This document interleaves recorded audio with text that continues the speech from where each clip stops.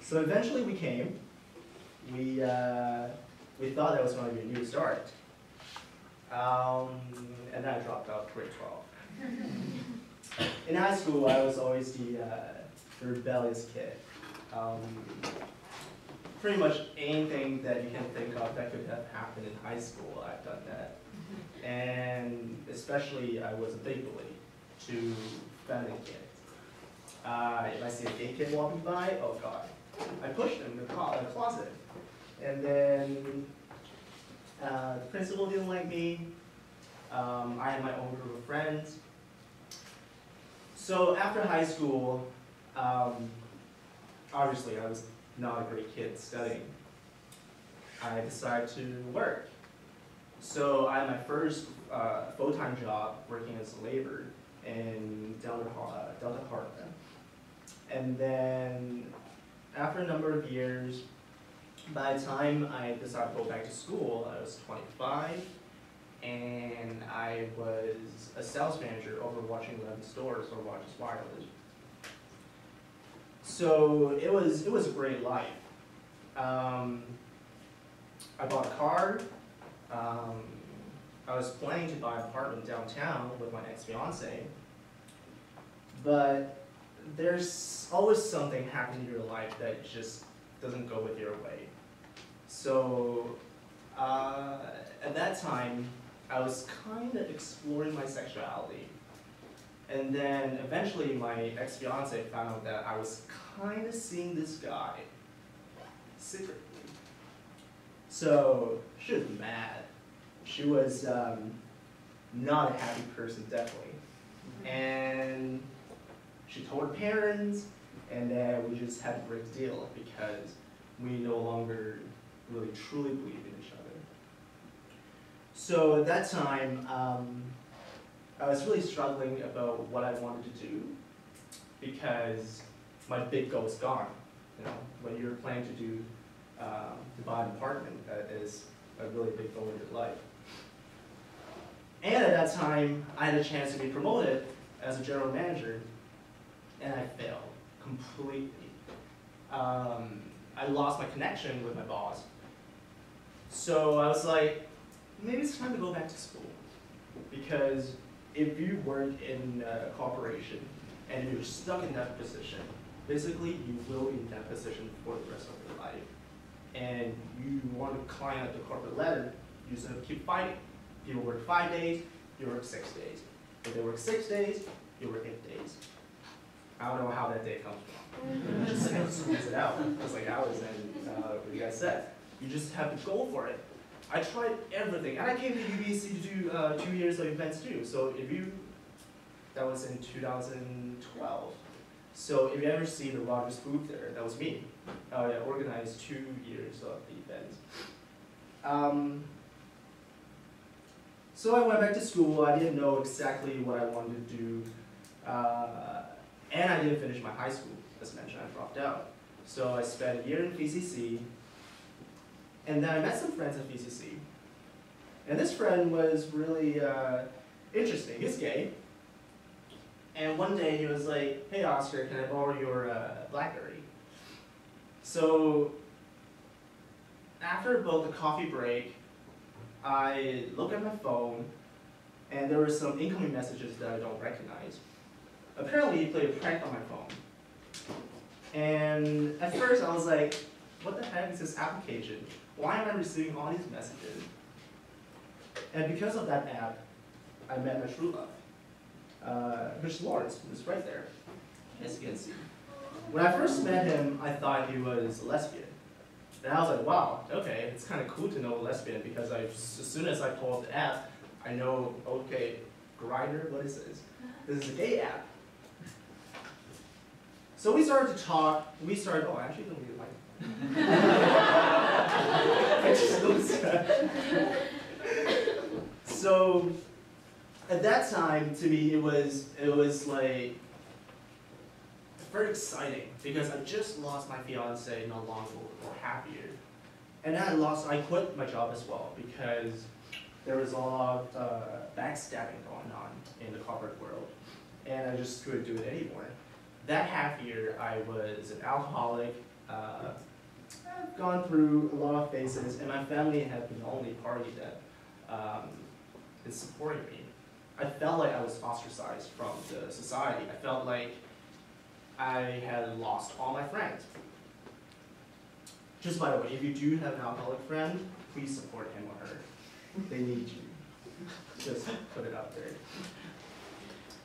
So, and at that time, when I went back to school, I really didn't know what to declare for my future. Until I met him, I asked myself, don't tell me you're gonna have feeling for him. He's a guy. He's a dude. And what happened was, we met up, and sometimes you just can't defeat, I know it's really corny to say, but when true love comes, you just know it. It clicks. You just know it. And that's what happened when he first sat in my car. I was like, oh my God, he looks like a chick, but he's a guy. And what do I want to do? It's such a dilemma. You know? And plus, I never dated any guys before. It was a big challenge. My parents, they're both from Asia. They're super traditional. My mom was the type that should have been asked to go to work when she was 18. But my mom was just to go on her education path. So eventually, because of her study, she had never stepped her foot into any kitchen. My grandparents and my great-grandparents, they don't allow her to cook. It's either you do one thing or not. You just excel it. So for them to hear, to have witnessed my love life transitioning from an ex-fiance with a woman to a gay man, it was shocking. It was unbelievable. When I first introduced Morris, I've introduced him as my friend. And then not too long, this friend started to sleep over, not only once, but it happened more and more so. And then my parents got really suspicious about it. Eventually I told my parents because they were confronting me. And you can imagine, they were really, really mad. To the point where we lived in the same group because I went back to school. I was a super broke ass back then. And then my mom was okay, but my dad didn't really want a relationship with me. So about half a year ago, I started the project. It hasn't been a complete company base yet because there's no revenue generating. But eventually, this company will gather all LGBT-friendly places for all the LGBT users around the world to enjoy their life. Many of them, they struggle with many layers of oppressions, which they can't expose their own identity. Because if they do, it's either they fight with their dad, they get disliked, they get bullied. And now when I think about why was I such a big bully in high school, and thanks for introducing me. I guess it was a sense of protection, because my friends are all really masculine. My friends play hockey, they're pretty gangster type friends. I was a cool kid. I always hang with cool people. And sometimes before school, you smoke a joint. No, I don't smoke. Just all of my friends. And being gay is not cool. Being gay is something that people, especially among that group of people, they think you're weird, you're queer. So after 3 years of coming out, it's hard. Sometimes it's really hard to find who you are. but you have to do it. You have to truly be yourself in order to understand what you want in your life. And resonating to what you're saying, you really have to just keep going. Life is not about how successful you are. Life is about, after life beats you down, how many times you can stand up and continue to walk on it. It's not really about, look, I bought a Porsche yesterday. It honestly doesn't mean anything. Life is about how hard you can take and how quickly you can stand up again. So when I started this company, this project, the biggest challenge was a lot of people with deep religious thought, or they're heavily believing in a certain culture, they don't think they're giving oppressions to LGBT people. As a matter of fact, a lot of people outside of Vancouver still suffering oppression. Not too far away from here, just Richmond. A lot of Asian, including Indian kids, they can't really come up to their parents, but they know there's something different from the normal people. So it's hard. Sometimes when you want to be yourself, the society might go against you. But luckily, in Vancouver, it is a country where you can really build dreams. This is where you can really explore who you are.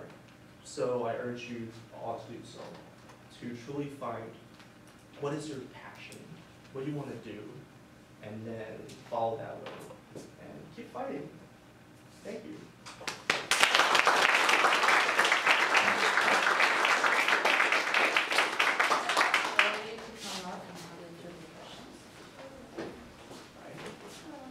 Nice to meet you. Okay, so my name is Shirley, and I'm actually really inspired by her speech. Okay, first of all, any questions from the audience? Yes. Hi, It's okay. well, thank you for coming today. I've been waiting to hear from you.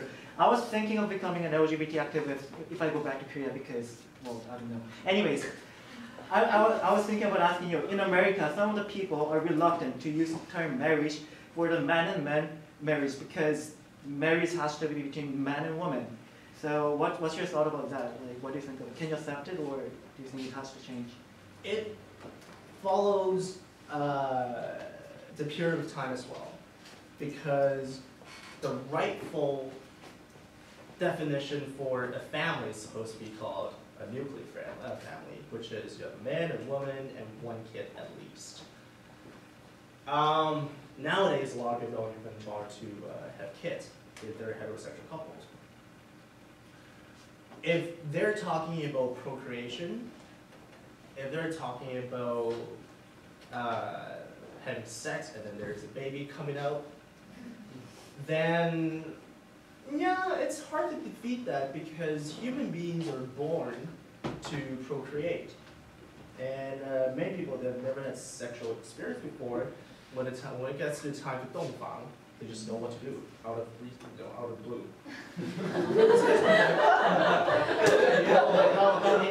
how ancient Chinese are like, okay, I've never met this woman before, and then all of a sudden you unveil the thing, and then you start to have 洞房.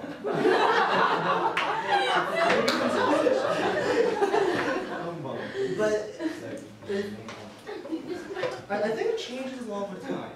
Nowadays, not that many people are thinking about having a baby, or even having a baby at a very late age. For women, it might be a bit challenging. My ex-fiance was turning 30 when I was 22. So she was on the urge to have a baby, but not me. I guess it comes along with age. So for many people, as long as they know and recognize what really a marriage really is, it's worth to try to commit it. I'm saying it's worth a try, but not to commit right away, because marriage to me is a really big thing. It's a lifetime thing. But again, now in Vancouver, the divorce rate is about approximately 50%. So, who knows? Everyone has his or her own way to deal with emotional issues, but emotional roller coaster is something that I do experience from time to time too. I guess the number one thing is to remember to breathe. As mentioned, I was not a good student to begin with. When after all these years, when I went back to school, I had to learn how to study. I spent almost 2 years to learn how to study. Not to learn about content, but to learn about sitting down and then cool myself down and then focus on all those tiny little they were so unknown to me, and I hated them, maybe I still do. But reading has been a crazy experience for me. And every time when I sit down, I just breathe. Learning how to breathe normally is actually really important. But of course, if you get to a really extreme form, you're totally welcome to see a doctor or psychologist. You'll probably see that But I would suggest, go talk to your friend, go vent out all kind of rants you have, aka to bitch things out.